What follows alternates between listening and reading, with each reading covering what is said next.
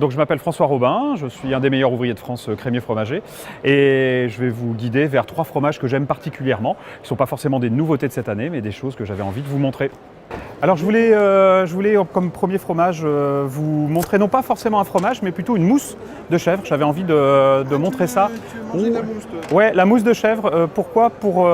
Parce que c'est un produit qu'on n'a pas l'habitude d'avoir et ça apporte une originalité. C'est super pour faire plein de choses avec des préparations, des fontaines d'eau, des choses comme ça. Ouvrons ça. Ouvrons ça.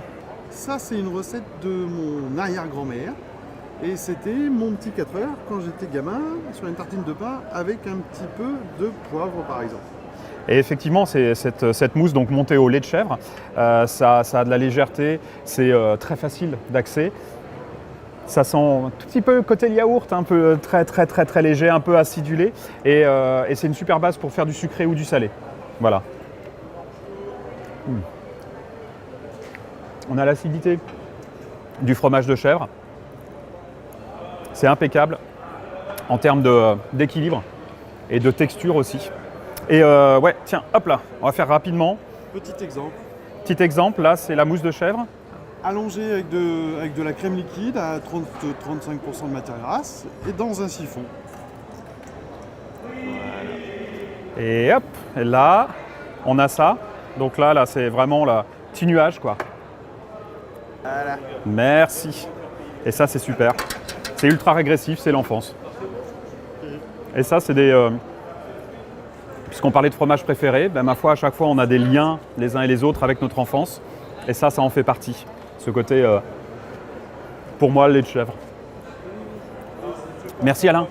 Merci François. À plus tard. Bonne visite. Merci. Allez, on est parti. Buongiorno, come stai? Bene. Bene, bene. Come stai? Bene, bene. Ciao. Alors là, je vous amène sur un fromage qui n'est pas une nouveauté du tout. C'est un fromage AOP italien, qui est un fromage fermier au lait cru de vache. Et on est dans le Piémont italien, dans une zone qui a la particularité aussi de connaître la truffe Alba, la fameuse truffe blanche, une des plus connues et une des plus chères au monde. Et ils font cette petite merveille aussi qui s'appelle le Castelmagno, qui est un fromage quand même très typé, que j'aime beaucoup. Attention, on ne sait pas mettre sous toutes les quenottes, hein. On a quelque chose de quand même un peu acidulé et pulvérulent à cœur. Grazie mille. Prego.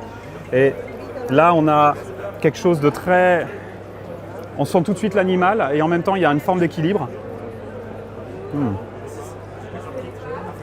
C'est très asséchant, un peu poudreux et puis là, le goût va commencer à devenir de plus en plus ample. Et en fait, plus on va aller vers l'extérieur ici, plus on aura des goûts animaux. Et à la fin, on peut avoir des traces de bleu. C'est un fromage un petit peu organique qui va se bleuir, qui va être tout sauf sous contrôle quelque part. Il est un peu sauvage, ce fromage.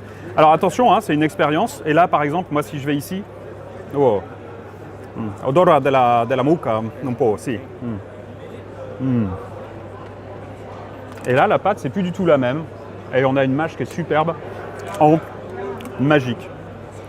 Moi, c'est un de mes fromages préférés. Voilà, pour les amateurs de sensations un peu cossues, ça, ce sera parfait. Le Castelmagno, fromage italien. Avec ciao gusto. Avec ciao gusto. Grazie. Prego. Alors, on se retrouve là sur un stand suédois. Et ouais, ils font des super fromages aussi en Suède. Et là, c'est un fromage que j'ai découvert il y a maintenant 8 ans à Bra, au festival Cheese. Et il y a 2 fromages. Il y a celui-ci. La prononciation, how do you pronounce that? Alnastegel. Alnastegel. Et l'histoire, elle est très jolie. C'est l'histoire d'une empreinte de pied qui était dans une brique de la ferme qu'ils ont rachetée, une empreinte de pied d'enfant. Et ils ont créé ce fromage qui a une forme absolument incroyable, qui est complètement atypique. Ça, à mon avis, ça n'a jamais existé avant. Un fromage qui est grand, qui est massif, qui est magnifique. Et puis il y a ce fromage-là, le Wrangebeck, qui est un petit peu plus classique dans sa forme. Mais c'est celui-là que je vais goûter parce que moi je l'aime beaucoup, celui-là. If it's possible to taste that one. Qui, à chaque fois que je l'ai goûté, je fais ah ouais, il se passe un truc. C'est en train de devenir donc le premier AOP des pays nordiques. Et là voilà, on va retrouver toutes les caractéristiques des pâtes pressées de style un petit peu alpin. cristallisation. Quel âge sur celui-là? 11 mois. 11 mois.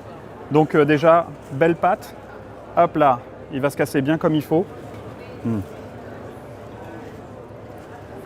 C'est pas du fromage, c'est du beurre. C'est super souple. Dans l'équilibre, et là ça part doucement. Ça monte en intensité. Et c'est vrai que la première fois, moi j'ai goûté ça en me disant ça vient de Suède, je me suis dit mais comment est-ce possible? Eh ben c'est génial. Ça c'est pour dire qu'il existe plein de fromages de partout, qu'il faut être très curieux. Voilà. Merci beaucoup. Merci. Et je m'en vais.